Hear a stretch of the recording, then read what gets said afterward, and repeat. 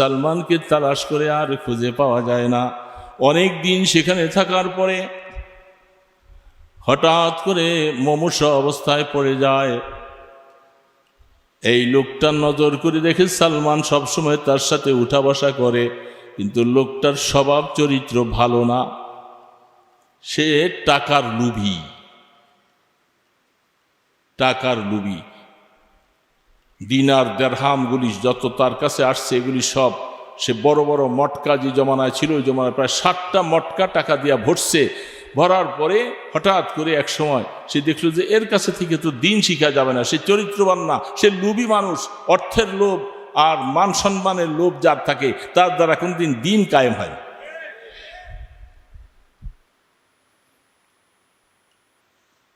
সে মারা গেছে। মারা যাওয়ার পরে মানুষ যখন আসলো তাকে মাটি দিবে, দাফন করবে ইত্যাদি, সালমান তখন বলল যে আপনার এই লোককে দাফন দিতে চাই, এ তো ভালো মানুষ না, এ তো মানুষের রক্ত পিপাসু, মানুষের অর্থ লোভী, অর্থগুলাকে আত্মসাৎ করেছে। এই যে দেখেন নজর করে তার টাকার গোডাউনগুলি। মানুষ তাকে আর মাটি দেয় নাই, দাফন করে নাই।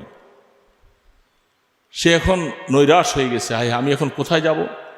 খবর পাইলেন এখান থেকে দূরে একজন মানুষ, সে বড় আল্লাহওয়ালা মানুষ, তার খোঁজে যাইয়া সালমান বলছেন যে আমি আপনার কাছে থাকতে চাই। তার কাছে থেকে অনেক দিন শিখেছে, আসমানি কিতাবের এলিম শিখেছে। অনেক কিছু শিখার পরে তিনিও মুমূর্ষু অবস্থা আসছেন, বয়স হয়ে গেছে। বলে আচ্ছা আপনি যদি মারা যান আমি তারপরে কোথায় যাব। তিনি আরেকজনের অবস্থা দেখাইছে।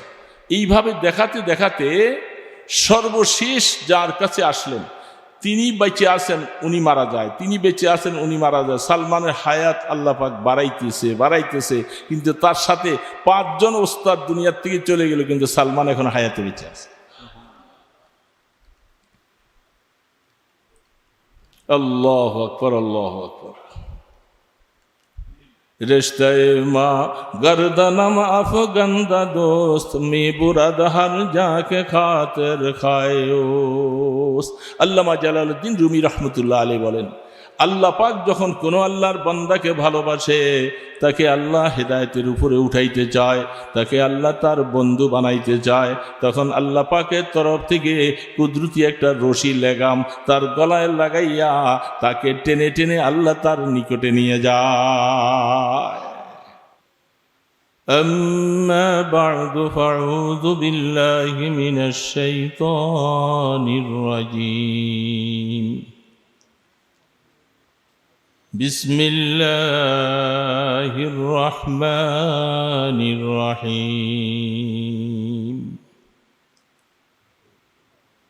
هو الذي بعث في الأميين رسولا من أنفسهم هو الذي بعث في الأميين رسولا من أنفسهم يتلو عليهم آياته ويزكيهم ويعلمهم الكتاب والحكمة وإن كانوا من قبل لفي ضلال مبين. صدق الله المولانا العظيم وصدق رسوله النبي الكريم ونحن على ذلك من الشاهدين والشاكرين والحمد لله رب العالمين. সবাই মহব্বতের সাথে মদিনার নবীর উপরে দুরূদ শরীফ পাঠ করি। আল্লাহুম্মা সাল্লি আলা মুহাম্মাদিন ওয়া আলা আলি মুহাম্মাদ কামা সাল্লাইতা আলা ইব্রাহিম ওয়া আলা আলি ইব্রাহিম ইন্নাকা হামিদুম মাজিদ। আল্লাহুম্মা বারিক আলা মুহাম্মাদিন ওয়া আলা আলি মুহাম্মাদ كما باركت على إبراهيم وعلى آل إبراهيم إنك حميد مجيد. রওজাতুস সুন্নাহ মাদ্রাসার 2 দিন ব্যাপী বার্ষিক ইসলাহি মাহফিল ও দস্তারবন্দি উপলক্ষে ওয়াজ ও দোয়ার মাহফিলের সম্মানিত সভাপতি নেহায়ত কাবিল এহতরাম হজরত উলামায়ে কেরাম, মুরব্বিয়ান এজম, নেককার দিনদার মুসলমান ভাইয়েরা, সর্বপ্রথম মহান রব্বুল আলমিনের দরবারে কালেমাতুর শুকর আদায় করছি, যিনি মেহেরবানি করে আমি একজন নগণ্য মানুষকে সুদূর নারায়ণগঞ্জ থেকে আপনাদের এখানে উপস্থিত করাইয়া সালাম দেওয়ার তৌফিক দান করলেন। এই জন্য আমি নিজে শুকর জানাই আলহামদুলিল্লাহ। আপনাদের জন্য আল্লাহ পাকের কাছে শুকর আদায় করছি, যারা নিজেদের মূল্যবান সময়কে জলাঞ্জলি দিয়ে কোরআন এবং হাদিসের মাহফিলে তথা নেককার দিনদারদের মজলিসে এসে বসবার মতো তৌফিক পেয়েছেন। যে আল্লাহ আপনাদেরকে তৌফিক দান করলেন, তার জন্য আরেকবার শুকর আদায় করছি আলহামদুলিল্লাহ। বহুত বড় বড় মুহাক্কিকিন তারা ওয়াজ করতেছিলেন। শেষ অবস্থায় আসলে আমি তো একজন ছোট মানুষ, ঘোষণায় তো অনেক কথাই বলে অনেকে, আসলে সেই রকম নিজকে বানাইতে পারিনি।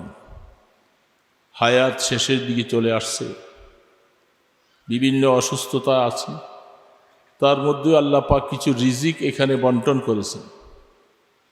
সেই রিজিকটুকু আমাকে কষ্ট করে হলেও আইসা খাওয়া লাগছে। এই জন্য আল্লাহ পাক যে মেহেরবানি করে এখানে রিজিক রেখেছেন, আমি আল্লাহর শুকর আদায় করছি আলহামদুলিল্লাহ। রিজিক যেখানে সেখানে যাওয়া লাগে, কি বলেন, ঠিক না ব্যাঠি? ইচ্ছা করলে কি সেখান থেকে বেঁচে থাকা যায়? কোথায় কোথায় কার রিজিক আল্লাহ পাক কোথায় লিখে রাখছেন, যেটা আপনি আমি কল্পনাও করতে পারব। অনেক সময় যেখানে নির্ধারিতভাবে রিজিক বন্টন করেছেন, হয়তো আমার সেখানে যাওয়ার ইচ্ছা, কিন্তু আসলে রিজিকটা আল্লাহর তরফ থেকে লেখা নাই। কোনো না কোনো একটা কারণে সেখান থেকে প্রোগ্রাম ক্যান্সেল হয়ে যায়, সেখানে যাওয়া যায় না। তার মানে সেখানে রিজিক আমার কিসমতে নেই, ঠিক না ব্যাঠি? একটা রিজিক আপনাকে আমাকে তালাশ করে। পাখাটা একটু ঘুরে দাও, আমার গরম লাগছে হঠাৎ করে।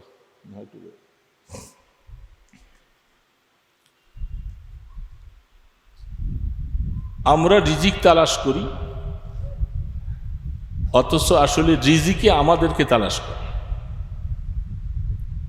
রিজিকে মানুষকে তালাশ করে। হ্যাঁ, অল্প দিলে হবে, চলে আসে।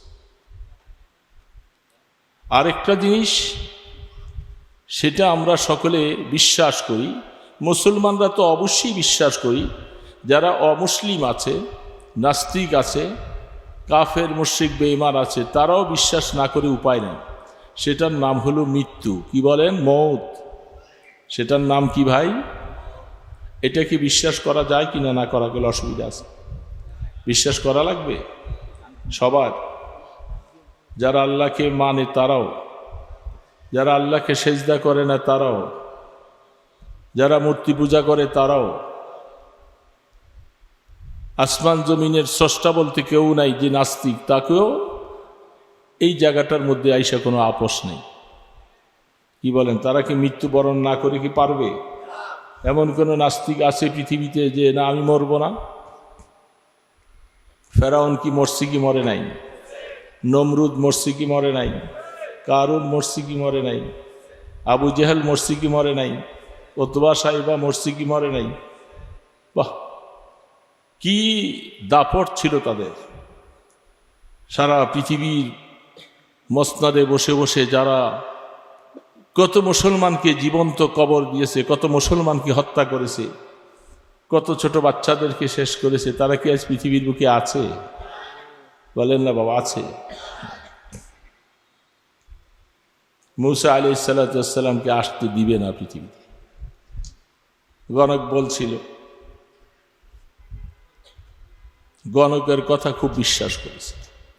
এই বিশ্বাসটা যদি সে ঠিক আল্লাহর উপরে মুসা ইসলামের কথাটাকে মানত, তাহলে সে ইমানদার হয়ে যেত।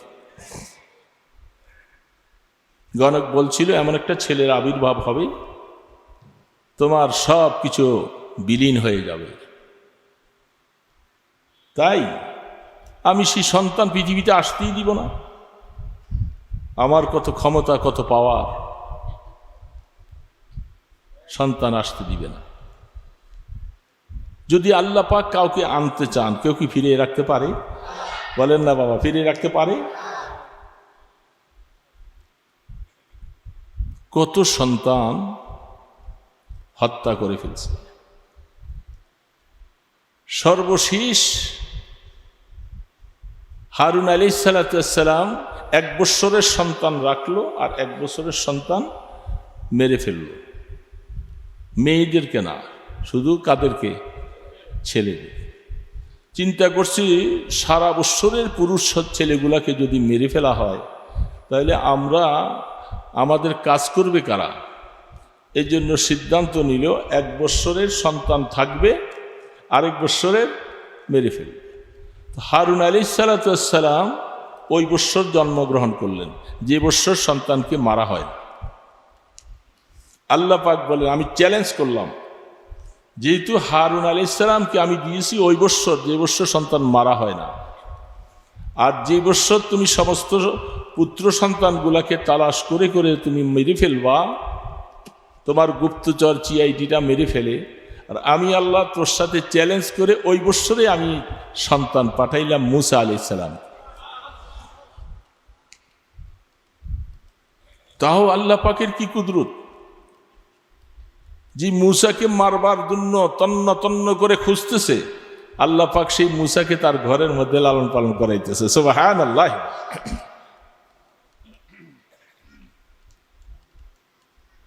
তো খুদা ওয়ান্দে জামিনি, খুদা ওয়ান্দে সারি, তো খুদা ওয়ান্দে জামিনি, খুদা ওয়ান্দে সারি, তো খুদা ওয়ান্দে জমিনি, খুদা ওয়ান্দে সামাবি।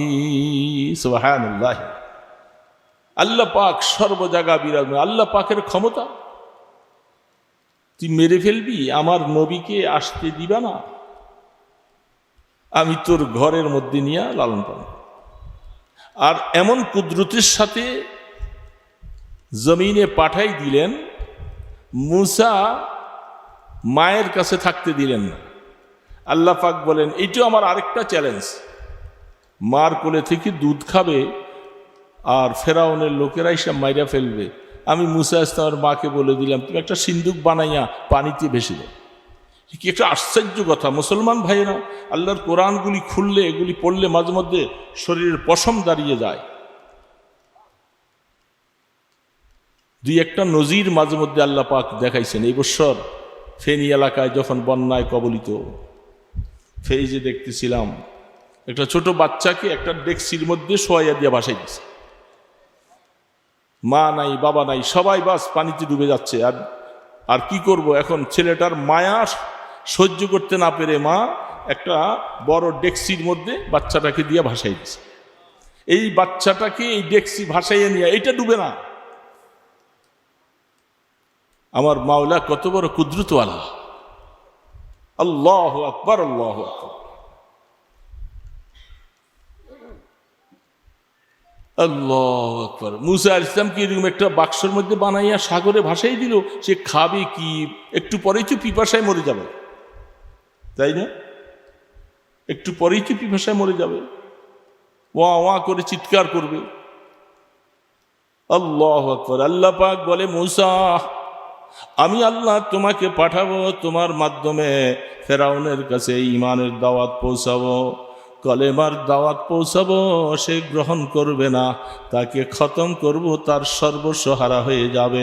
ওরে মুসা, ভয় পাওয়ার কোনো নাই, তুমি ওয়া শব্দ বলে কানবা, আর জিবরিলের মাধ্যমে তোমার মুখে দুধের ব্যবস্থা করো।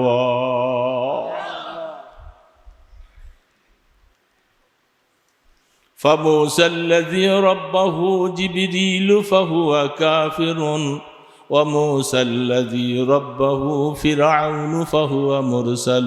বলেন সুবহানাল্লাহ। আল্লাহর আরিফরা বলেন, আরেকটা লোকের নাম ছিল, তার নামও ছিল মুসা। ওই একই বৎসর জন্মগ্রহণ করেছে। আর বনি ইসরাইলের নবী হযরতে মূসা, একজনকে নদীতে ভাসাই দিলেন, আরেকজন ওই মূসার মা চিন্তা করলেন আমার সন্তানটাও তো মেরে ফেলবে, কি করা যায়? পাহাড়ের মধ্যে, জঙ্গলের মধ্যে একটু জায়গা ছোট্ট করে পরিষ্কার করে মা সেই বাচ্চাটাকে সেখানে রেখে আসছে। হিংস্র প্রাণী খেতে পারে, বাঘ ভাল্লুকে খেয়ে ফেলতে পারে, সব কিছু মন থেকে উজাড় করে নিয়ে সেইখানে রেখে দিয়ে আসছে। দেখি বেঁচে থাকলে থাকবে, তবুও ফেরাউনের সৈন্যদের হাতে যেন কতল না হয়। সেই সন্তানটা জিবরিল আলাইহিস সালাতু ওয়াস সালাম তিনি আইসা ওই সন্তানটার কাছে তার আঙ্গুল চোষাইয়া তার মুখ দিয়া মধু আর দুধ খাওয়াইয়া ওই বাচ্চাটাকে লালন পালন করতেছে। কালের বিবর্তনে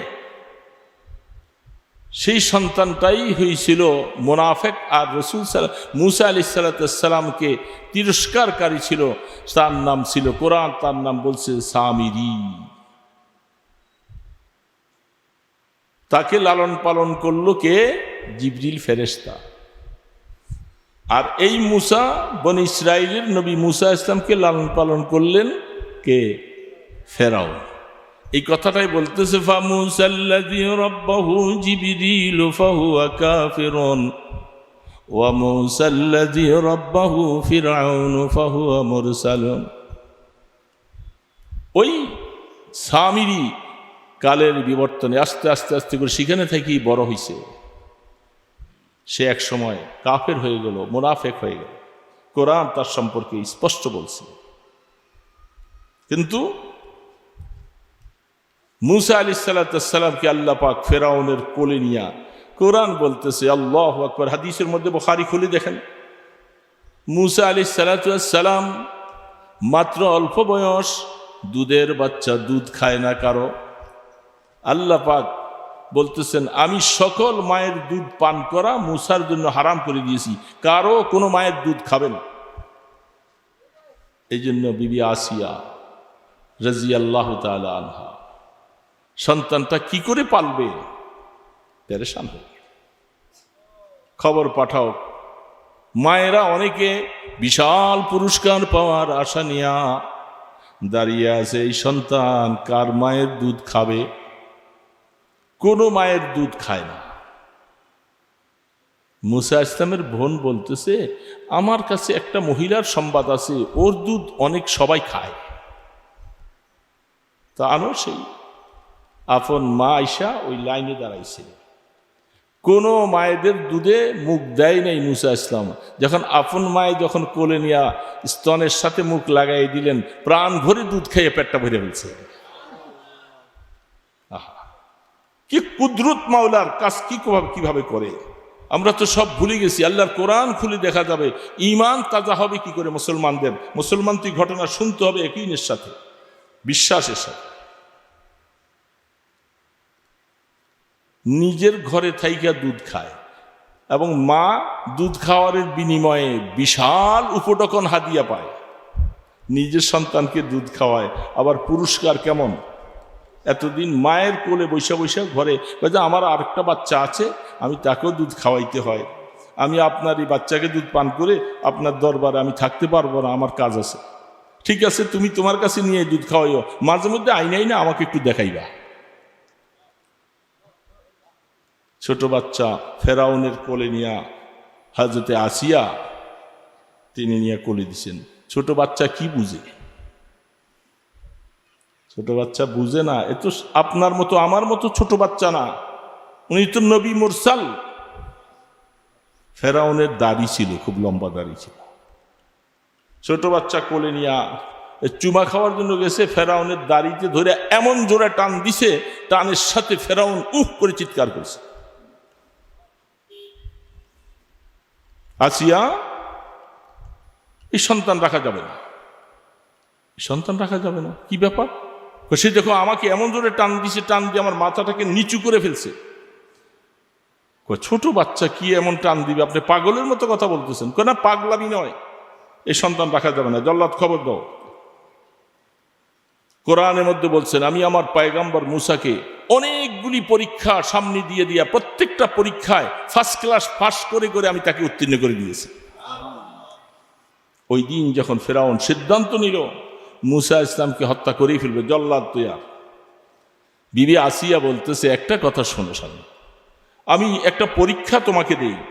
এই ছোট বাচ্চা কিছুই বুঝে না, মাত্র আপুর কাটতেছে, এই বাচ্চার সামনে একটা স্বর্ণের টুকরা রাখো আর একটা আগুনের টুকরা রাখো।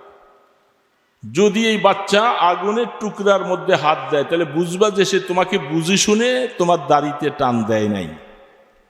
আর যদি স্বর্ণের মধ্যে হাত দেয় তাহলে বোঝা যাবে সে তোমাকে বুঝেই টান দিছে, ছেড়ে দিয়েছে। দুই পাশে দুইটা টুকরা। তাফসীর লেখেন, মুসা আলাইহিস সালাম বুঝমান মানুষ, খুব বুঝমান, ধীশক্তি ওর আল্লাহর পয়গম্বর, স্বর্ণের টুকরার দিকে হাত বাড়তেছিল। আল্লাহ পাক বললেন, জিবরিল তাড়াতাড়ি যাও, আমার পয়গম্বর মুসার হাতটা আগুনের দিকে বাড়াইয়ে দাও।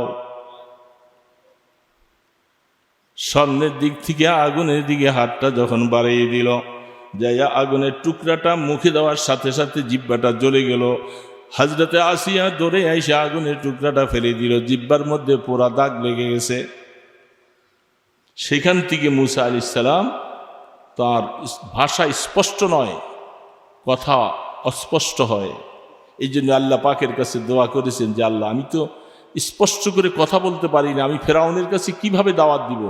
আল্লাহ পাক বললেন, পয়গম্বর মুসা, জবানের মধ্যে পোড়া গেছে, এটা ব্যাপারটা আমি বুঝি, ফেরাউনের কাছে দাওয়াত দেওয়া লাগবে সেটাও আমি বুঝি। আপনি পড়ুন, রব্বি শরহ লি সাদরি ওয়া ইয়াসসির লি আমরি ওয়াহলুল উকদাতাম মিন লিসানি ইয়াফকাহু কওলি। সুবহানাল্লাহ। পড়লেন আর জবান পরিষ্কার হল।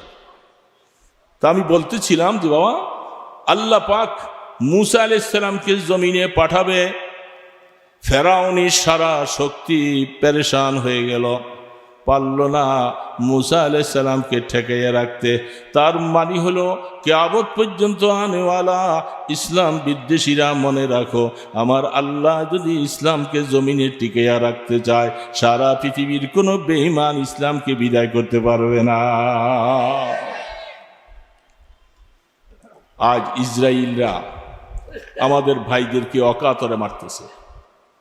কি বলেন বাবা, মারে কি মারে না? মায়া লাগে কি লাগে না? আপনাদের কেমন লাগে? অন্তর পুড়ে যায় না? চোখের পানি আসে না? তাদের কথাগুলি স্মরণ করে আপনি রাত্রে গভীরে আল্লাহর কাছে হাত তুলে দেখবেন, আপনি চোখে দিয়ে জার জার করে পানি পড়তে থাকবে। ফিলিস্তিনের মতো জায়গা, বুখারীতে হাদিস আসছেন, সেই যে ফিলিস্তিনের ভূমিটা আল্লাহ পাক বলেন আমার প্রিয় ভূমি, মসজিদে আকসা যেটা আল্লাহ পাকের প্রিয় জমিন, প্রিয় মসজিদ, আপনারা যাইবেন নাকি সেখানে? যাওয়া লাগবে। কখন? যেদিন কিয়ামত হবে, পৃথিবীটা প্রলয় হয়ে যাবে, মসজিদে আকসা কম ব্যক্তি 2,24,000 পয়গম্বর যেখানে, আর আপনার আমার নবী হাবিবে কিবরিয়া সরকারে দো আলম মাহবুব খুদা ইমামুল আম্বিয়া খাতামুন নবিয়িন শফিউল মুজনিবিন মুহাম্মাদুর রাসূলুল্লাহ সাল্লাল্লাহু আলাইহি ওয়াসাল্লাম সমস্ত নবী রাসূলদের ইমাম হলেন যেই ঘরে, সেই জায়গাটা কি সাধারণ জায়গা? আফসোস লাগে, সেখানে আজকে আমাদের ভাইদেরকে অকাতর এইভাবে মারতেছে।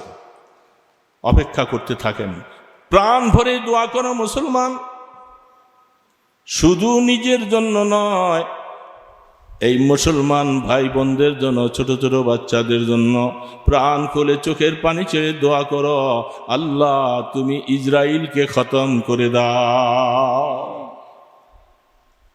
মুসলমানি শক্তির বোমার মধ্যে কোটি গুণ শক্তি বাড়াইয়ে দাও, যেমনি ভাবে বদরে ওহুদের মধ্যে তোমার বন্ধুকে তুমি সাহায্য করেছিলা।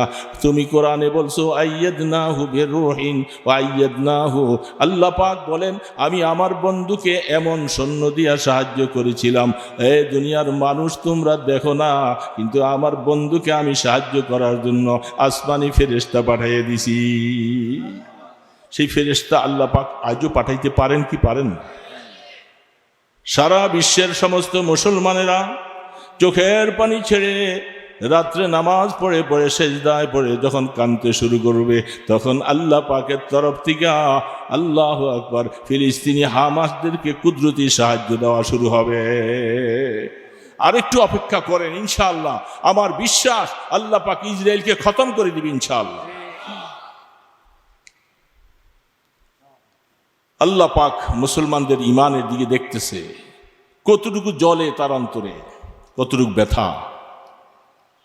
নিজের সন্তানের জন্য যেমন ব্যথা, ওই ইসরায়েলের গুলির পক্ষ থেকে যায় আমাদের ছোট শিশু বাচ্চাগুলি যে মারা যায় তাদের জন্য এমন ব্যথা। কি নির্মম নিষ্ঠুর! আজকে তো আমরা বলে বয়ান করতেছি, বয়ান শুনতেছি, মসজিদে নামাজ পড়তে যাইতেছি, বাজার করতে যাইতেছি, আর সেখানে ফিলিস্তিন লেবাননে আমার ভাইদের উপরে কি নির্যাতন চলছে যা সহ্য করার মতো। আল্লাহ সুবহানাহু ওয়া তাআলা যখন কাহাকেও হেদায়েত দেন, দুনিয়ার কোন শক্তি তাকে আটকে রাখতে পারে? আমাদেরকে হেদায়েত কে দিয়েছেন বাবা? কে দিয়েছেন? বড় করে বলেন, আল্লাহ। হেদায়েতের চাবিকাঠি সব কিছু আল্লাহ পাকের হাতে। দেখেন একটা কথা মনে পড়লো হঠাৎ করে, বুখারীতে আসছেন, বুখারী শরীফের প্রথম জিলদের শেষে তার সম্পর্কে হাদিস আসছেন। ইমাম বুখারী রাহমাতুল্লাহ লিখেছেন, হযরত সালমান ফারসি রাদিয়াল্লাহু তাআলা আনহুর নাম শুনছেন আপনারা? কারা কারা শোনেন নাই দেখি হাত তোলেন তো। সবাই শুনছেন তো? সালমানে তার ইমানের অবস্থাটা হাদিসের পৃষ্ঠা তার ব্যাখ্যার মধ্যে দেখলে আকল হয়রান হয়ে যায়। আমাদের মধ্যে একটা আশার সঞ্চার হয় যে কেউ যদি ইমান নিতে চায় আর ইমান নিয়ে বাঁচতে চায়, আল্লাহ পাক সালমানে ফারসির মতো আল্লাহ তাকে সাহায্য করবে।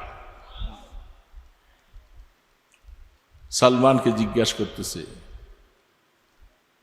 মিনাইন, সালমান তুমি কোথার থেকে আসছো? বলে রাম হরমুজ, আমার দেশের বাড়ি এমন একটা গ্রাম যেটা ইরানকে পারস্য বলা হয়, আমি পারস্য দেশের অধিবাসী। একটা রাজপুত্র ছিল সালমান ফারসি। আল্লাহু আকবার, আল্লাহু আকবার। সালমান ফারসি রাদিয়াল্লাহু তাআলা আনহু সুঠাম দেহের অধিকারী, টলপিকার, সুন্দর, জমিদারের ছেলে। বাবা তাকে এত আদর করে, মানে মাথায় রাখে না উকুনে খেয়ে ফেলবে, নিচে রাখে না পিঁপড়ায় খেয়ে ফেলবে, এত আদর। কিন্তু আফসুস হলো সালমানের বাবা অগ্নি পূজারী, আগুন পূজা করে। আগুন পূজা কি শরীয়তে আছে? বলেন না মুসলমান ভাইরা, আছে? আগুন পূজা করে। সালমান খুব নজর রাখে, বাহিরে যেতে দেয় না, সবসময় কাছাকাছি রাখে। একদিন অনেকগুলি মেষ, বকরি, দুম্বা এগুলি ছিল, দেখবার জন্য বাবা ব্যস্ত ছিল। সালমান একটু দেখে তাড়াতাড়ি এগুলি নিয়ে আসো। সালমান রাদিয়াল্লাহু তাআলা আনহু যাইবার সময় পথের মধ্যে, ওই জামানার মধ্যে নাসারা ধর্ম ছিল সবচেয়ে প্রিয় ধর্ম। হযরত ঈসা আলাইহিস সালাম দুনিয়া থেকে চলে গেছেন, ওই ধর্মটা ছিল বেশি। হযরত সালমান রাদিয়াল্লাহু তাআলা আনহু যাবার সময় একটা গির্জার মধ্যে নজর করে দেখে একজন সুন্দর মানুষ, সে নামাজ পড়ে, রুকু করে, সেজদা করে, যেটা সালমান জীবনে কোনোদিন দেখে নাই। সালমান আস্তে আস্তে তার কাছে গেলেন, যে জিজ্ঞেস করেন, আপনি যে এত সুন্দর করে কি আমল করতেছেন, এগুলি কি? নামাজ সুন্দর না অসুন্দর বলেন তো? এত সুন্দর ইবাদত আল্লাহ আমাদেরকে দিয়েছেন। আমরা মুসলমানরা অনেক সময় পড়ি না, কি বলেন, ঠিক না ব্যাঠি? আমাদের মধ্যে অনেক যুবক বাবাজিরা আছে যারা নামাজটা পড়ে না। নামাজের সুন্দরতা দেখে পড়তে মনে চায়, কিন্তু শয়তানের কারণে পড়ে না, ঠিক না ব্যাঠি? বলে আমি নাসারা ধর্মের একজন পাদ্রী, তা আপনি সুন্দর নামাজগুলি কোথায় পাইলেন? আপনাদের হেড অফিস কোথায়? বলে আমাদের হেড অফিস হলো বাইতুল মুকাদ্দাস। সালমান কথাবার্তা বলে চলে গেছে। বাবা জিজ্ঞাসা করতেছে, এত দেরি করলি কেন সালমান, কোথায় আছিস? তখন তার নাম সালমান ছিল না, নামটা ওই সময় একটা কুফুরি নামের সাথে নাম ছিল। বলে আমি আসবার সময় রাস্তায় দেখেছি ওই যে গির্জার মধ্যে একজন ভালো মানুষ দেখলাম, তারা যে ইবাদতটা করে, আব্বা আপনাদের ইবাদত থেকে আমার কাছে ওই ইবাদতটা খুব পছন্দ লাগছে, আপনাদের ইবাদত থেকে ওইটা বেশি ভালো মনে হয়। সালমানের বাবা চিন্তা করেছে ওর ব্রেন তো নষ্ট হয়ে গেছে।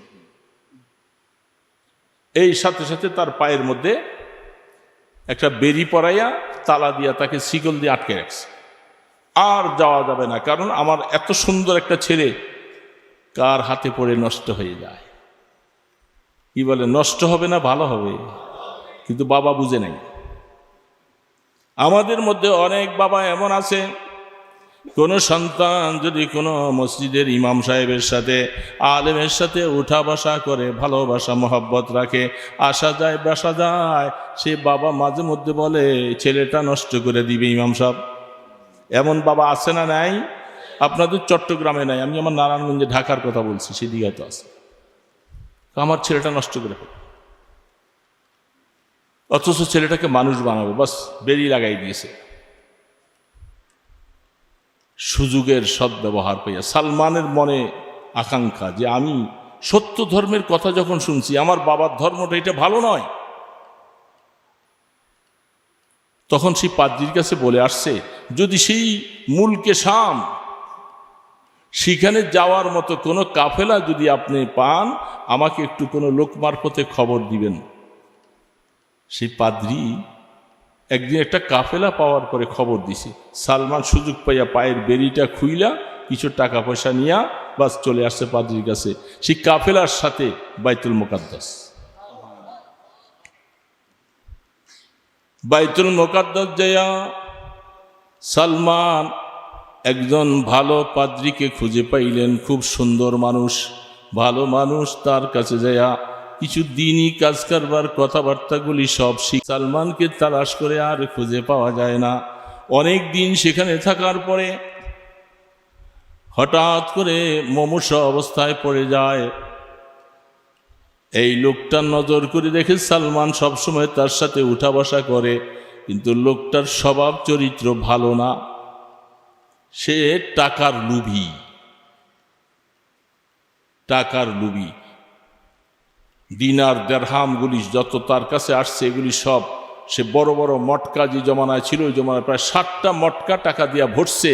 ভরার পরে হঠাৎ করে এক সময় সে দেখলো যে এর কাছে থেকে তো দিন শিখা যাবে না, সে চরিত্রবান না, সে লোভী মানুষ। অর্থের লোভ আর মান সম্মানের লোভ যার থাকে, তার দ্বারা কোনদিন দিন কায়েম হয়।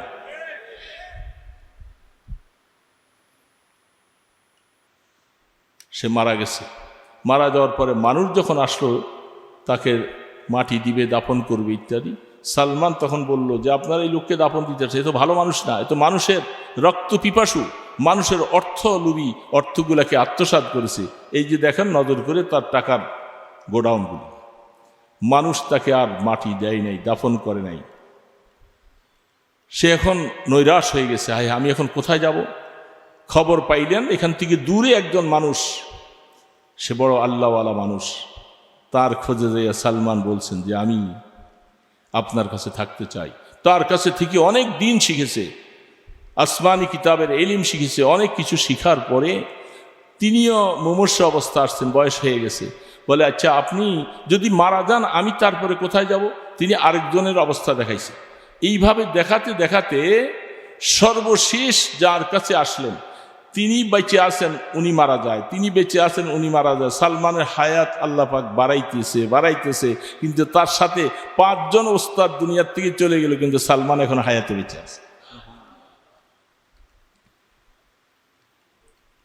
আল্লাহু আকবার, আল্লাহু আকবার।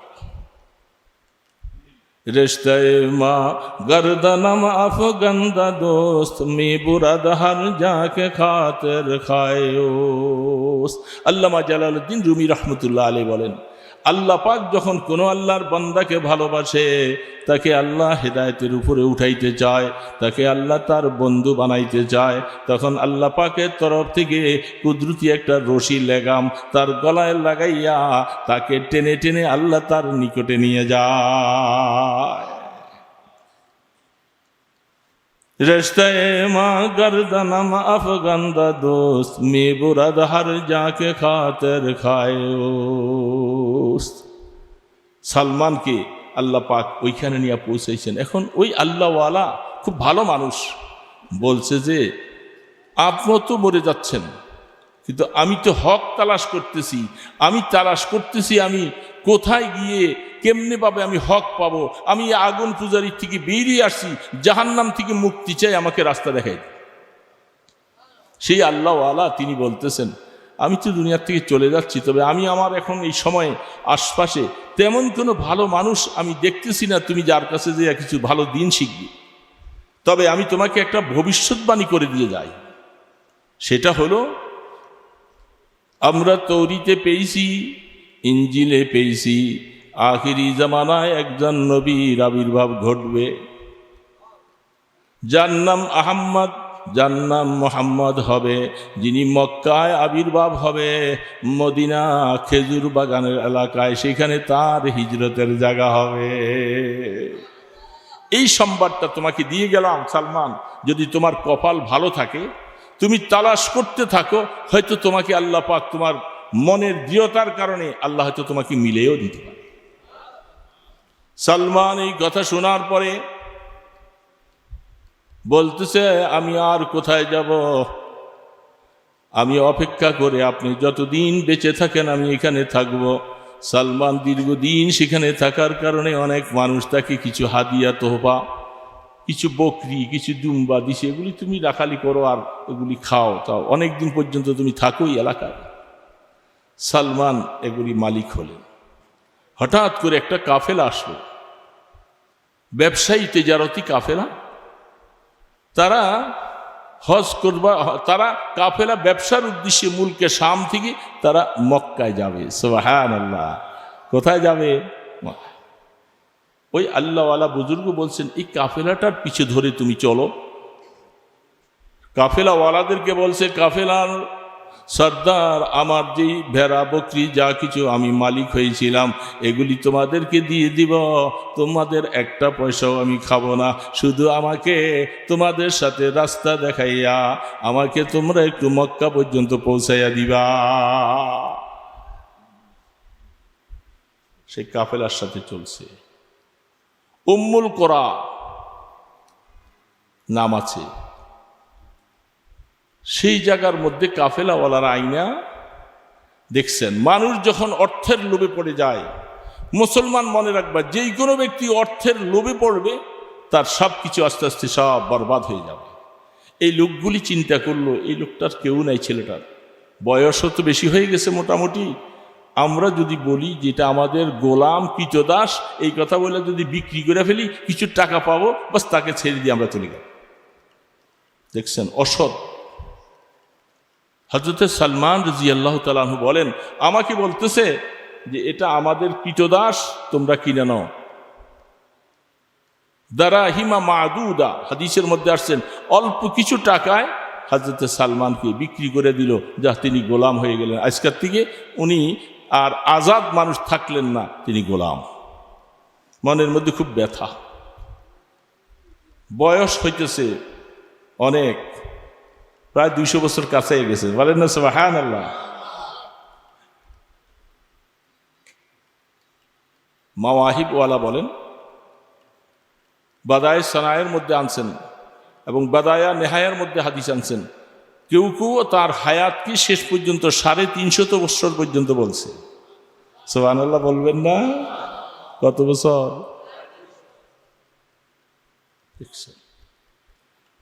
আল্লাহ যখন কাহাকে হেদায়েত দিবেন তার হায়াত বাড়াইতে বাড়াইতে দেখেন কোথায় নিয়ে দিচ্ছে। সে উম্মুল কোরাতে এখানে এসে এক ইহুদির গোলাম হলেন। হাদিসের মধ্যে লেখে এই গোলাম সে তাকে আরেকখানে বিক্রি করলো, আরেকজনের কাছে বিক্রি করলো। ইনি 10টা মালিকের গোলামি করে করে সর্বশেষ যে খরিদ করলো তার বাড়ি হলো ইয়াসরিব, মদিনা। সুবহানাল্লাহ। তালাশ করতেছে আর আল্লাহ পাকের রাস্তা আস্তে আস্তে ঘুরাইতেছে। তবে মান জাদ্দা ফাওয়াজাদা ওয়া করাইল বাবা মুলিহান মুদমিনান মান করাল বাবা লা বুদ্দা ইয়াসিলু। কেউ যদি কারো ঘরে যাইতে চায়, ঘরের দরজায় যায় খটখট করে আওয়াজ করে, আওয়াজ দিছে কেউ খোলে না, আবার দিছে খোলে না, আবার দিছে খোলে না, দাঁড়াইয়া আছে, বসে আছে, ঘামাইয়া গেছে, খুলতেছেন। কবি বলতেছে যদি তুমি কারো ঘরে যাইতে চাও বারবার করে চেষ্টা করো আর ঘামাইয়া যাও, পড়ে থাকো, একবার না একবার রাগ করে হলেও তারা দরজা খুলবে, তোমার মাকসুদ হাসিল হয়ে যাবে। কি ঠিক না ব্যাঠিক বলেন? ঠিক এমনি ভাবে যদি কেউ আমার মাওলাকে পাওয়ার জন্য চেষ্টা করতে থাকে, একবার, দুইবার, তিনবার, একদিন, দুদিন, 3 দিন চেষ্টা করতে করতে করতে করতে মাওলার কাছে যখন ধর্ণা দেওয়া থাকবে, রাত্রি উঠো, নামাজ পড়ো, তাহাজ্জুদ পড়ো, জিকির আজকার করো, করে করে বারবার দোয়া করতে থাকো, একদিন না একদিন আল্লাহ তোমাকে টেনে রহমতের কোলে বসাইয়া দিবে।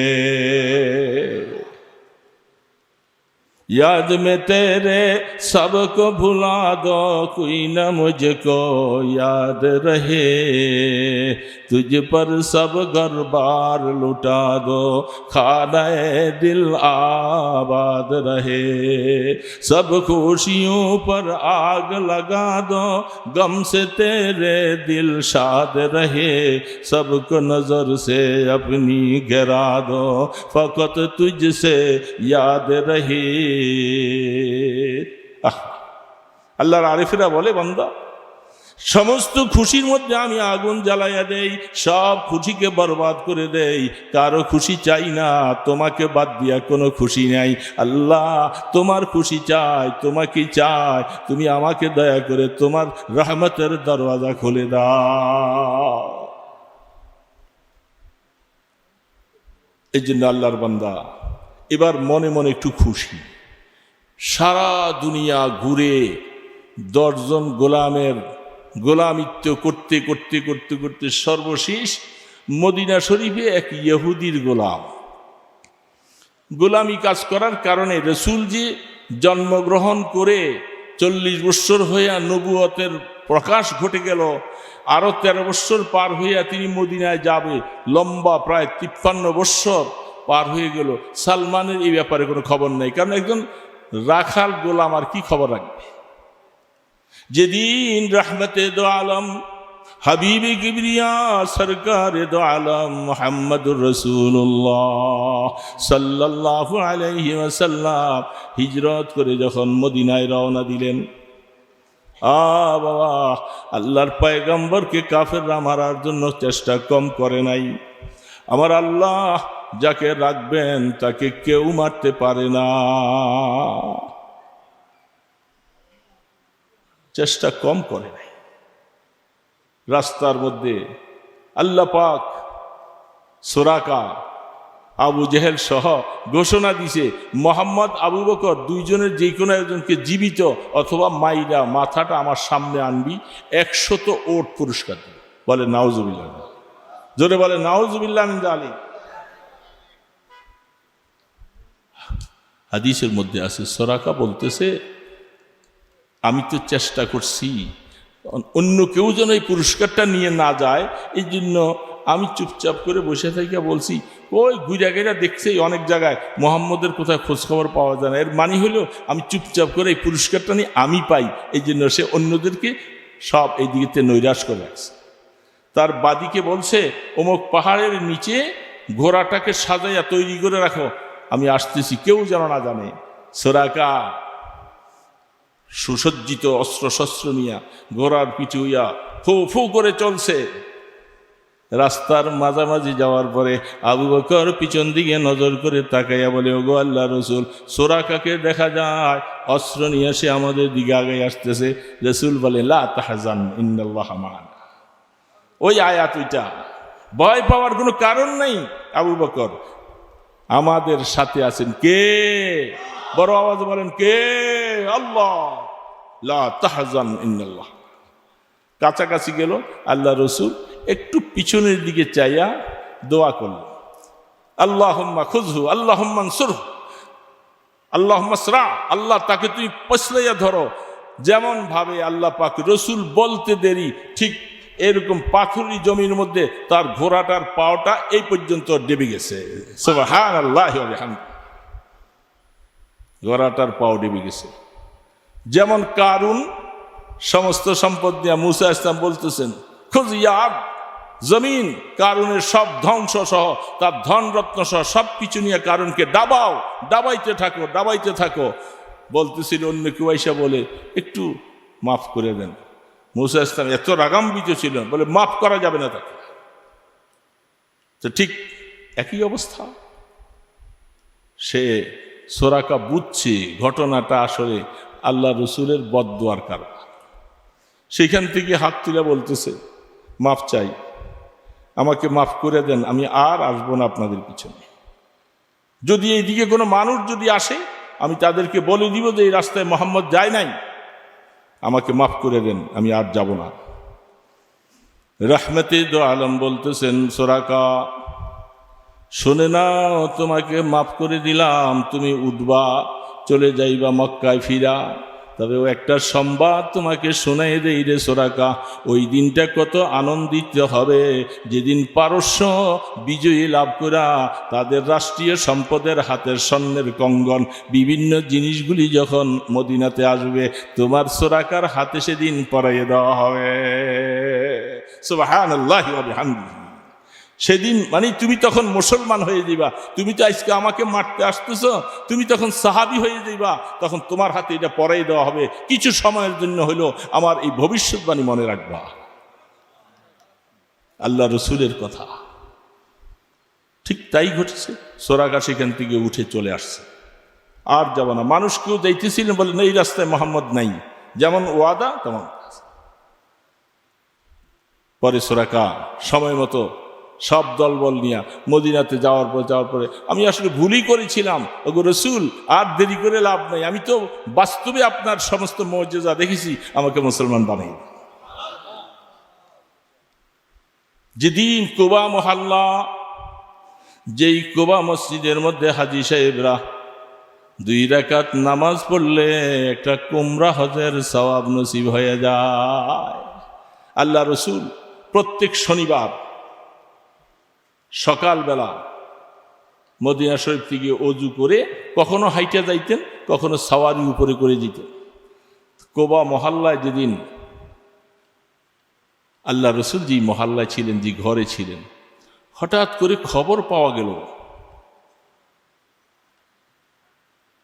হযরতে সালমান রাদিয়াল্লাহু তাআলা যে ইহুদির গোলাম ছিল, তার একটা ছোট ভাই আইসা তার মালিক খেজুর গাছের নিচে বসে বসে বাতাস খায়, আর আমি খেজুর গাছের ডালা কাটতেছি।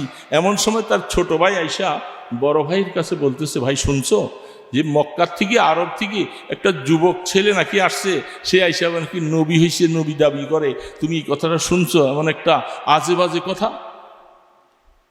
এই কথাটা মাত্র বলতেছিল, হযরত সালমান রাদিয়াল্লাহু তাআলা আনহু বলেন, আমি যখন এই কথাটা শুনছি, খোদার কসম, আমি গাছের মধ্যে থেকে থরথর করে যেন মানে আমার শরীরের মধ্যে কম্পমান এসে গেছে, আমি নামতে পারতেছি, মনে সেখান থেকে ফাল দিয়া পড়ি। রসুল আসছি কথা শুনছি, আজকে 100 বছর পর্যন্ত তালাশ করতে করতে রসুলের আগমনের কথা শুনছি, আমার আর জীবনে এমনটা আর স্বাদ আর আমি আর কবে পাবো। হযরত সালমান রাদিয়াল্লাহু তাআলা তিনি কোন রকম ভাবে তার নিজের বয়ান তিনি পেশ করতেছেন, আমি কোন রকম সম্ভ্রম করে গাছের থেকে নামলাম। গাছের থেকে নামার পরে তার ছোট ভাইকে আমি জিজ্ঞাসা করতেছি, আমার মালিকের ছোট ভাইকে, তুমি কি যেন বলতেছিলে ভাইজান? কি এই কথাটা মাত্র জিজ্ঞাসা করতেছি, এমন সময় আমার মালিক আইসা, এই কম বক্তব্য আদব, এই খবর দিয়া তোর কি লাভ হবে, এমন করে আমাকে এত জোরে একটা থাপ্পড় দিছে, আমার কানগুলি সব ফাটাই ফেলছে। এই খবর দিয়া তোমার কি লাভ? সালমান রাদিয়াল্লাহু কোন রকম নিজকে কন্ট্রোল করে সারাদিন কাজ করেছে। ওই তার পাদ্রী আসার সময় বলে দিয়েছিল, সেই ব্যক্তি যদি তোমার কোনোদিন ভাগ্য জুটে যায়, আমি 3টা নমুনা তোমাকে আমি জানিয়ে দিয়ে গেলাম, যেগুলি আমরা তৌরিতে এবং ইঞ্জিলের মধ্যে পেয়েছিলাম। সেটা হলো, এই আখিরি জামানার পয়গম্বর যিনি হবে, তিনি কোনোদিন সদকা খাবে না, তিনি হাদিয়া খাবেন। আর তার পৃষ্ঠদেশের মধ্যে একটা মোহরে নবুয়ত আছে, সুযোগ পাইলে দেখবা, বুঝবা যে তিনি আখিরি জামানার পয়গম্বর মুহাম্মদ রাসূলুল্লাহ সাল্লাল্লাহু আলাইহি ওয়াসাল্লাম। রাসূলের পিছনে মোহরে নবুয়ত ছিল। এগুলি আরেক কথা, এগুলি বলতে আরেক রাত শেষ হয়ে যাবে। বাদায়ে সানার মধ্যে কারণ লিখেছে, এই মোহরে নবুয়ত এটা কি জন্মের পরে আসলো না এটা নিয়েই রাসূল দুনিয়াতে আসছেন, এটার হাকিকত কি ইত্যাদি, এটা আরেক ব্যাপার।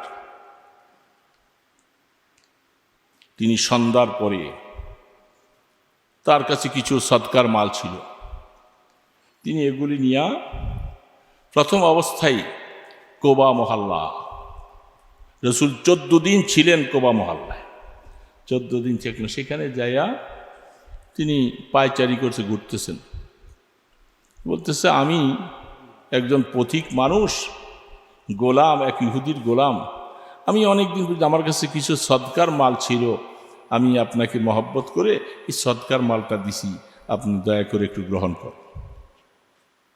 রহমতে দো আলম বলছেন, সাথে যারা ছিলেন আবু বকরকে বলতেছে, আমি তো সদকার মাল খাই না, আবু বকর তোমরা খাও।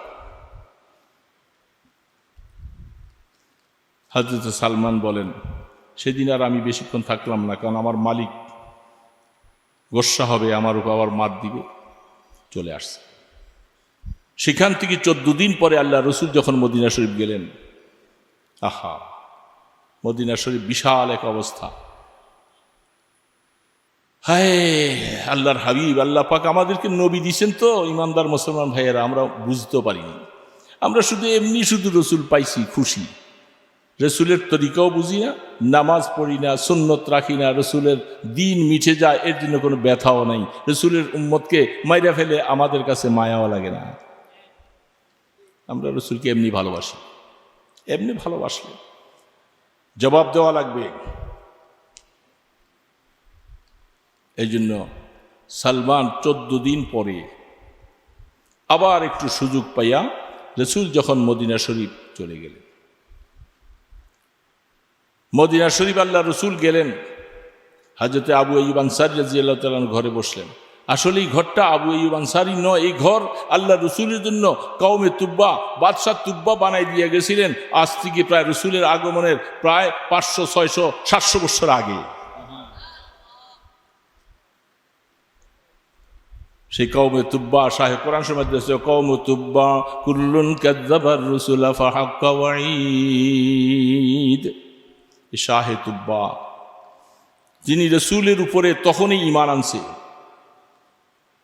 ঈমান আনছেন, যদি আমি সেই সময়ে থাকতে পারতাম।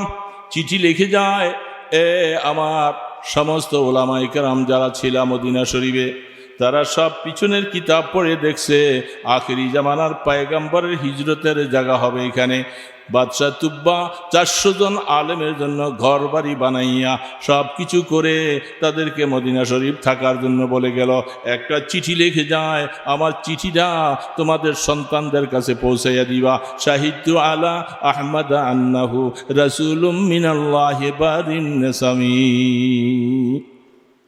কওমে তুব্বা বলতেছিল, আমি শাহাদত বরণ করতে, আমি শাহাদত দিতেছি যে তিনি আখিরি জামানার পয়গম্বর মুহাম্মদ রাসূলুল্লাহ সাল্লাল্লাহু আলাইহি সাল্লাম। যদি আমি ওই সময় পর্যন্ত হায়াতে বেঁচে যাই, আমি তার আপন চাচাতো ভাইয়ের মতো তার ডানে বামে তার দ্বীনের সমস্ত সহযোগিতা করব।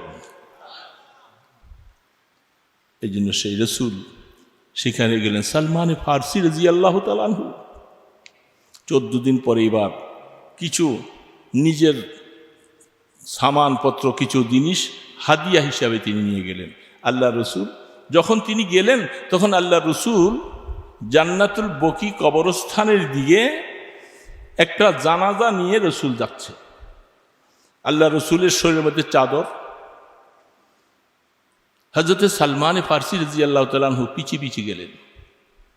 তিনি যাই দেখেন যে জান্নাতুল বকি কবরস্থানের মধ্যে লাশ দাফন করতেছেন, আল্লাহর পয়গম্বর তিনি সামনে আসেন। আমি যে তখন সামনে সালাম দিয়ে বলছি, আমি ওই লোকটা যে আপনার সামনে দেখা করেছিলাম কোবা মহল্লায়। ও আচ্ছা, ভালো, ঠিক আছে, আমি কিছু হাদিয়া নিয়ে আসছি আপনার জন্য।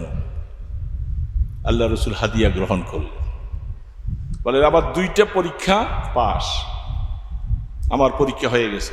3 নম্বর পিছনে মোহরে নবুয়তটা দেখব। আমি যখন আস্তে করে পিছনে যখন আসলাম, রাহমাতে দো আলম হাবিবে কিবরিয়া তিনি বুঝে ফেলছেন। আস্তে করে আল্লাহ রসুল চাদর মোবারকটা টান দিয়ে একটু সরাই দিয়েছেন। সুবহানাল্লাহ। সালমান কলিজাটা তার এমন ভাবে থরথর করে, আমি বহুদিন অপেক্ষার পরে তালাশ করতে করতে আজকে রসুলের সাক্ষাৎ যখন পেয়ে যাই, আর দেরি করা যাবে না। তিনি মোহরে নবুয়তের মধ্যে চুমা দিয়া সাথে সাথে বলে, আমি বহু অপেক্ষায় ছিলাম, আর বুঝার প্রয়োজন নাই। আশহাদু আল্লাহ ইলাহা ইল্লাল্লাহু ওয়া আশহাদু আন্নাকা মুহাম্মাদান আবদুহু ওয়া রাসূলুহু। হযরত সালমান কলেমা গ্রহণ করে চোখের পানিগুলি জার জার করে ছেড়ে দিচ্ছে, তার কলিজাটা ফেটে যায়। আমার আর কোনো আফসোস নেই যে আমি আজকে দীর্ঘ প্রায় 250 বছর পর্যন্ত তালাশ করতেছি আমি হক কোথায় পাবো, আমি আখিরি জামানার পয়গম্বরকে কোথায় পাবো। সেই তালাশ করতে করতে আল্লাহ আমার হায়াত বাড়াইতেছেন বাড়াইতে বাড়াইতে আমি রাসূলের হাতে কলেমা গ্রহণ করেছি। সুবহানাল্লাহ।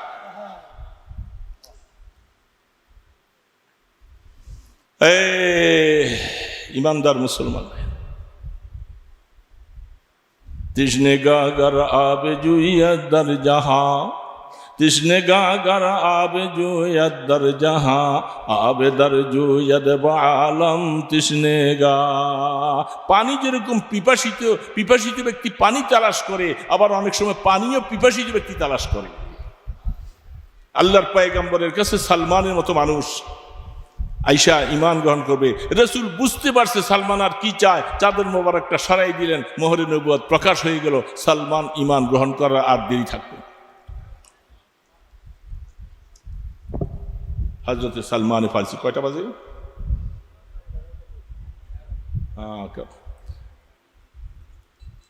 সালমান ফারসি রাদিয়াল্লাহু তাআলা ঈমান গ্রহণ করে গেছেন। এখন কলিজা তো মানে না, এখন তো ভিতরে ধাউ ধাউ করে আগুন জ্বলছে। এতদিন তো ইমানের নূর ছিল না, এখন ইমানের নূর পাইয়া সালমান এখন তার ইহুদির বাড়িতে থাকতে মনে চায় না। এখন কি আর ইহুদির গোলামি করতে মনে চায়? মদিনা শরীফ আসবে, রাসূলের পিছে নামাজ পড়বে, কিন্তু এখন আসতে তো পারে না, সে তো গোলাম। আল্লাহর পয়গম্বর মাঝে মধ্যে সুযোগ পাইলে কাজের ফাঁকে ফাঁকে আসতো। আল্লাহ রসুল বলছেন, সালমান তোমার মালিক ইহুদির সাথে তুমি কেতাবত করো, অর্থাৎ কত টাকা দিলে তোমাকে সে আজাদ করবে একটা কাগজ লিখেবদ্ধ করো। হযরত সালমান, সংক্ষেপে বলতেছি, সময় আসতে কাছে যাবে, আবার আমার রাত্রে নাইটে বাস।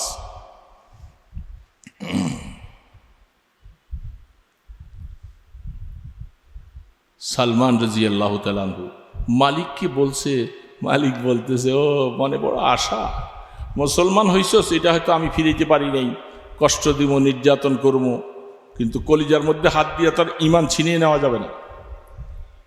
তবে তোকে আজাদ হওয়ার জন্য এমন শর্ত আমি তৈরি করব, সালমান, শর্ত জীবনে পুরা হবে না, তুই আজাদ হবি না। কি শর্ত? বলে প্রথম শর্ত হলো 40 উকিয়া, প্রায় 1 কেজি, 1 কেজির মতো স্বর্ণ দিতে হবে। 1 কেজি স্বর্ণ কি বাড়ির কাছে দাঁড়ে? খাইতে পায় না, 1 কেজি স্বর্ণ করতে পারে। 2 নম্বর শর্তটা আর থেকে আরো কঠিন। আমার ওই যে মরুভূমিতে জায়গাটা আছে, সেই জায়গাটার মধ্যে 300 খেজুরের চারা লাগাবি, সমস্ত 300 চারা একসাথে যেদিন গাছে ফল আসবে সেদিন তুই মুক্তি হবি। সুবহানাল্লাহি ওয়া বিহামদিহি। এত কঠিন শর্ত। মরুভূমিতে গাছ লাগাইয়া পানি দেওয়া, জীবিত রাখা, কি চারটিখানি ব্যাপার? 10টা টিকবে, ওই দিক দিয়ে 2টা মরে যাব, আবার 2টা ঠিক করবে, এদিকে 10টা মরে যাব। মরুভূমিতে খেজুরের চারা, যারা আরব দেশে দেখতেছেন পানির নলকূপ তাদের গাছের গোড়ায় লাগাইয়েই রাখে, তারপরেও গাছ টিকানো যায় না। হযরত সালমানে ফারসি রাদিয়াল্লাহু তাআলা আনহু আয়েশা বললেন, ওগো আল্লাহর রাসূল, চোখের পানি জার জার করে ছেড়ে দিয়েছে, বলে এই শর্ত তো আর কোনো দিন পুরা হবে না। আমি সালমান বুঝি মদিনায় এসে আমার নবীর পিছনে নামাজ পড়তে পারবো না, আমি বদরে যেতে পারলাম না, আমি ওহুদে যেতে পারলাম না, কবে আর রসুলের পাশে আসব, জিহাদের ময়দানে যাব। আল্লাহ রসুল বলেন, সাহাবারা শোনো, তোমাদের ভাই সালমান আজাদ হওয়ার জন্য যে শর্তটা দিয়েছে তোমরা সহযোগিতা করো। কেউ 10টা, কেউ 20টা, কেউ 30টা করে খেজুরের চারা সংগ্রহ করো। সবাই খেজুরের চারা সংগ্রহ করলেন। আল্লাহ রসুল বললেন, সালমা সাহাবাদেরকে সাথে নিয়া 300 গর্ত করো। 300টা গর্ত করে প্রত্যেকটা চারা গর্তের বরাবর নিয়ে রাখছেন। রহমতে দো আলম হাবিবে কিবরিয়া মুহাম্মাদুর রাসূলুল্লাহ সালমানকে আজাদ করবে। রসুল সালমানকে আজাদ করবে বলে আমি আসতেছি। এই রৌদ্রের মধ্যে আল্লাহ রসুল নিজের হাতে এক একটা খেজুরের চারা গর্তের মধ্যে ফেললেন। সাহাবারা মাটি দিয়ে দিয়া গাছগুলি সোজা করলেন। 300 চারা রসুল নিজের হাতে বসাইছে। সুবহানাল্লাহ। আমার সালমানকে আজাদ করতে হবে। সাহাবারা পানি দিয়ে দিলেন। আল্লাহু আকবার। আমার আল্লাহ পাকের কুদরত। সালমান আল্লাহকে পাওয়ার জন্য, রসুলকে পাওয়ার জন্য জীবনটা এইভাবে বিসর্জন দিয়া হক তালাশ করতে করতে পারস্য থেকে আজকে মদিনাতে আসলো। আর এইভাবে থাকবে। আল্লাহ বলে, ওগো আমার বন্ধু, আপনার বরকতে, আপনার হাতের উসিলায় আমি খেজুর গাছ একটাও মারবো না, বেশি পানিও দেওয়া লাগবে না, খেজুর গাছগুলি সব জীবিত হয়ে গেছে। হাদিস শরীফের মধ্যে লেখে, বুখারী শরীফের সরার মধ্যে সর্বশেষ অবস্থার মধ্যে সালমানে ফারসির ঈমান